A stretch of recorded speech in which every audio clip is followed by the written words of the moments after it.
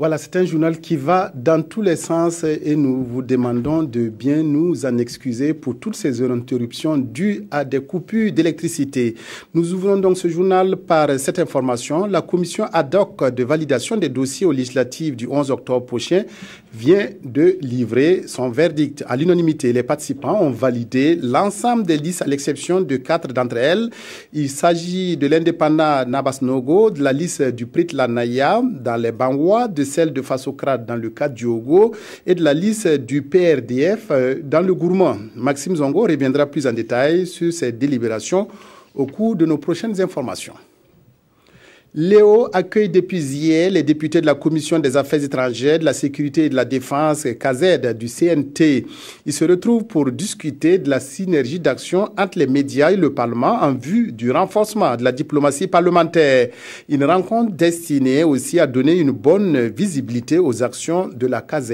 Reportage Amado Ilibodo, Bouma Ernest Nebier. C'est sur le thème Parlement et médias dans le cadre de la diplomatie parlementaire. Quelle synergie pour des actions pratiques que les députés de la Commission des Affaires étrangères, de la Sécurité et de la Défense, KZ, mènent la réflexion au cours de cet atelier. L'objectif étant de trouver une synergie d'action entre le Parlement et les médias pour le renforcement de la diplomatie parlementaire et pour une bonne visibilité des actions des députés.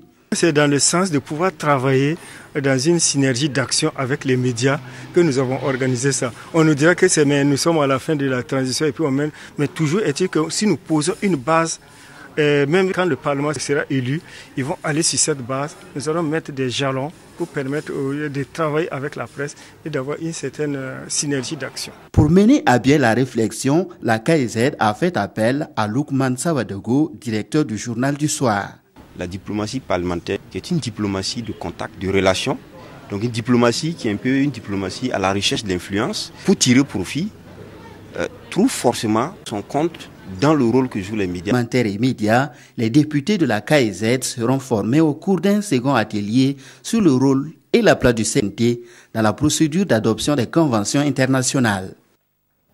Un hommage appuyé a été rendu hier à la presse pour sa forte implication dans la couverture du crash du vol AH-57 d'Air Algérie. Le président du comité de crise, le général Gilbert Diendéré, et le secrétaire général de l'association des parents des victimes ont traduit leur reconnaissance aux hommes de médias. Une occasion aussi pour solliciter leur accompagnement pour de futures actions. Alidou Badini, Dramandadia.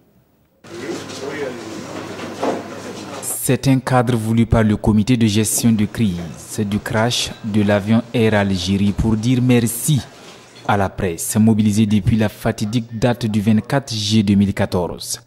Reconnaissance traduite également par l'association des parents des victimes aux hommes de médias. Je vous remercie du fond du cœur, très sincèrement, pour tout ce que vous avez fait. Que Dieu vous bénisse, que Dieu vous donne la force de continuer à mener votre combat, un combat de justice, un noble combat. Je vous remercie au nom de toutes les familles des parents des victimes. Nous ne pouvions pas rester longtemps sans dire merci à la presse pour ce qui a été déjà fait. Et nous savons qu'elle va encore nous accompagner pour ce qui reste à faire. Parce que, comme je vous l'ai dit tout à l'heure, ce n'est pas encore terminé. Nous aurons besoin de votre concours, nous aurons besoin de vous pour toujours donner des informations relatives à cet accident qui a eu lieu le 24 juillet 2014. Ce drame aérien du vol AH-57 d'Air Algérie a fait 116 morts de 15 nationalités différentes. Plus d'un an après, les enquêtes se poursuivent. Assurance donnée ici par le général Gilbert Diendéré et son équipe aux journalistes et aux parents des victimes qui attendent toujours de connaître les causes exactes du crash. Une minute de silence.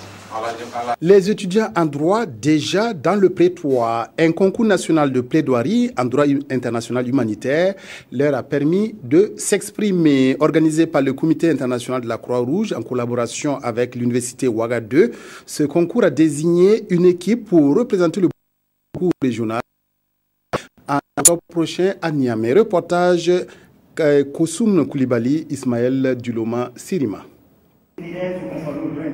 Dans la peau d'un avocat, ces étudiants en droit sont en train de s'essayer à l'exercice de plaidoirie. Cet exercice s'inscrit dans le cadre d'un concours national organisé par le Comité international de la Croix-Rouge, dans le but d'inciter ces étudiants à s'intéresser au droit international humanitaire.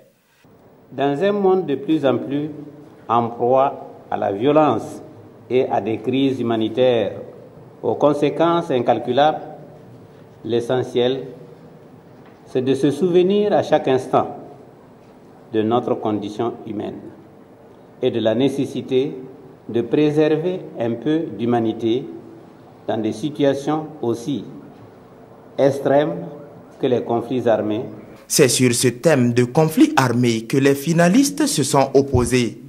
Une équipe a représenté le procureur pour tenter d'incriminer un lieutenant pour crime de guerre.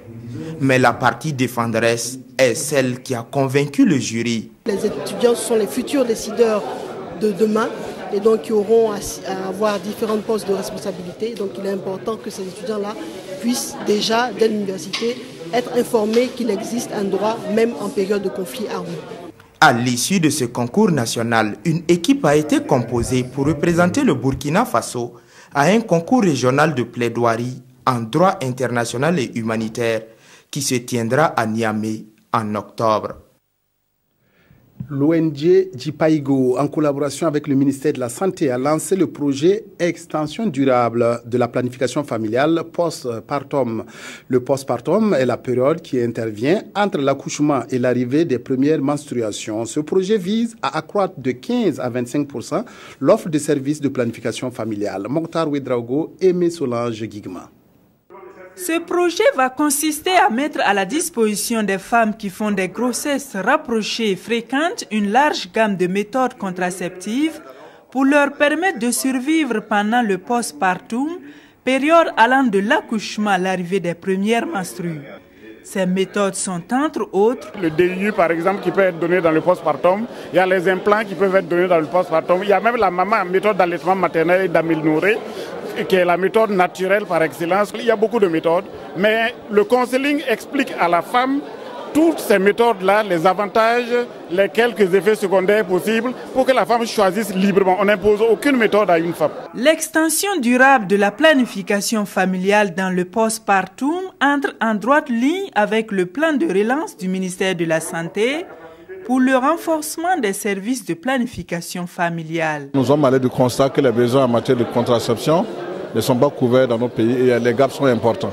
Il était important que nous puissions imaginer de nouvelles stratégies, de nouvelles actions à mener afin de pouvoir améliorer la santé de la mère et de l'enfant à travers le renforcement de la planification familiale dans notre pays. Un personnel de l'École nationale de santé publique et de l'Université de Ouagadougou sera formé dans le cadre de ce projet en vue d'accroître l'offre et la qualité des services de planification familiale.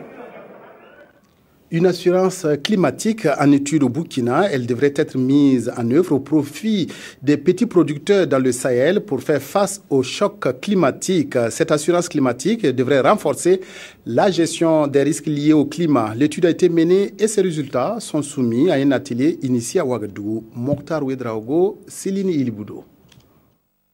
Au Burkina Faso, les activités agro-silvopastorales constituent la principale source de revenus pour environ 85% de la population active. Malheureusement, ce sont les secteurs les plus vulnérables aux effets des changements climatiques.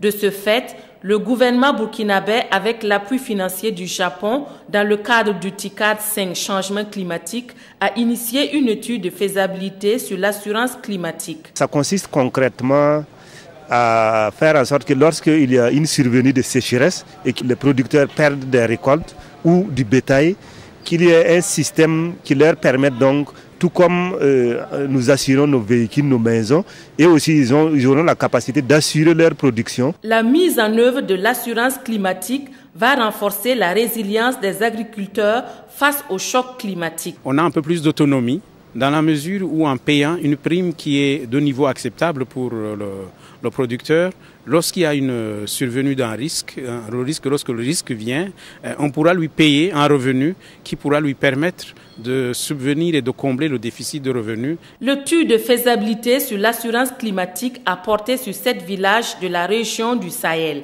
Les résultats de cette étude serviront de base pour la mise en œuvre de l'assurance climatique au niveau national. Une collaboration entre le projet USAID Wawash et la LONABE débouche sur la construction d'une 50aine de latrines et 24 points d'eau en faveur de la commune rurale de Komki-Ibala dans la banlieue ouest de Ouagadougou. Une visite de terrain a permis hier de s'assurer de l'état de réalisation de ces infrastructures. Albéric Bationo, reportage. Salamata Ouedraogo et Issa Compaoré utilisent Aquataba depuis plus d'une année. Aujourd'hui, les bienfaits de ce produit qui permet de désinfecter l'eau se ressentent dans leur famille. Depuis qu'on a commencé à utiliser le produit, on n'est plus de maladies de ventre et, ou bien diarrhée. Tout comme eux, plusieurs ménages à Konki-Ipala, localité située à une trentaine de kilomètres de Ouagadougou, bénéficient des bienfaits de Aquataba. Les habitants de cette localité ont également vu leurs conditions de vie améliorées grâce à des latrines ainsi que des points d'eau. Et c'est là grâce à la collaboration entre Wawash et la LONABE. Les populations ont de l'eau potable, de l'eau purifiée grâce à Aquataba. Et ils ont des puits propres comme ça ne peut que réduire la mortalité. Réduire la mortalité à travers un accès à l'eau potable et à l'assainissement, c'est tout l'essence de ces partenariats. C'est un cofinancement de la LONABE et nous partageons 50-50 les frais. Donc nous travaillons les étroites qui concernent le financement. Cette visite de terrain a permis à ces deux structures de toucher du doigt les réalisations. Le projet existe également dans les régions du centre-ouest et de la boucle du Mouhoun. L'appel de dons en faveur du centre hospitalier universitaire Sourou-Sanon de Bobo-Dioulasso, entendu par les citoyens. Un généreux donateur qui préfère garder l'anonymat a remis du matériel d'électrification au balai citoyen qui se charge de le remettre à cet hôpital qui en a tant besoin. Reportage à Bobo-Dioulasso, Kadou Romain-Ki. C'est un don composé de 100 néons, 100 starters, 20 robinets de douche, 20 robinets de lavabo et 10 cylindres. Un don offert par un citoyen de la place dans le cadre de l'appel à contribution lancé par le balai citoyen pour voler au secours de l'hôpital Sourou-Sanou de Bobo-Dioulasso.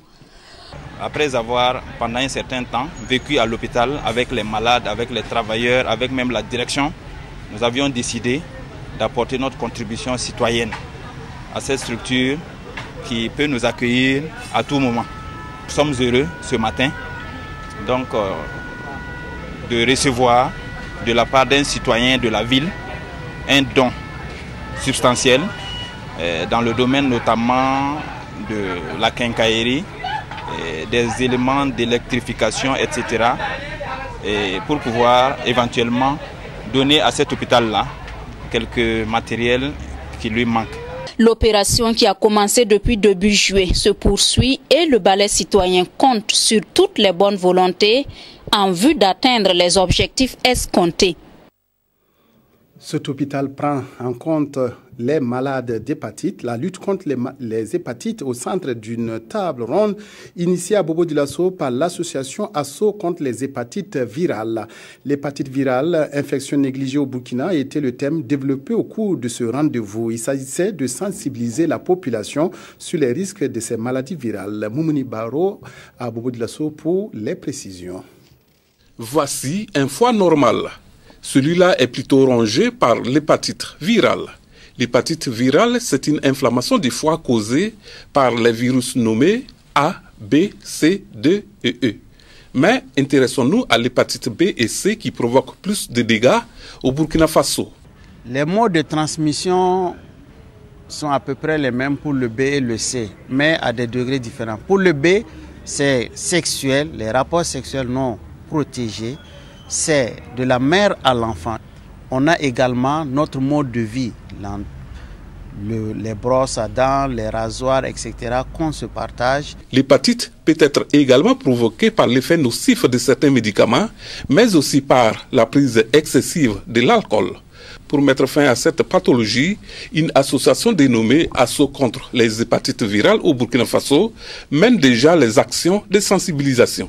L'Asso Hépatite est une association qui a été créée en juin 2013, suite bien sûr à un certain nombre de constats que nous avons fait sur le terrain, parce que la population ne sait pas ce que c'est que les hépatites virales. On voit que dans nos hôpitaux, on reçoit des patients qui sont en phase terminale de maladie. Nul n'est à l'abri des hépatites virales. L'Asso contre les hépatites virales compte multiplier donc les sensibilisations pour conscientiser davantage la population. Fin de cette édition et toutes nos excuses pour les impairs qu'elle a connus. Merci de votre aimable attention à la RTV. Excellent après-midi à toutes et à tous.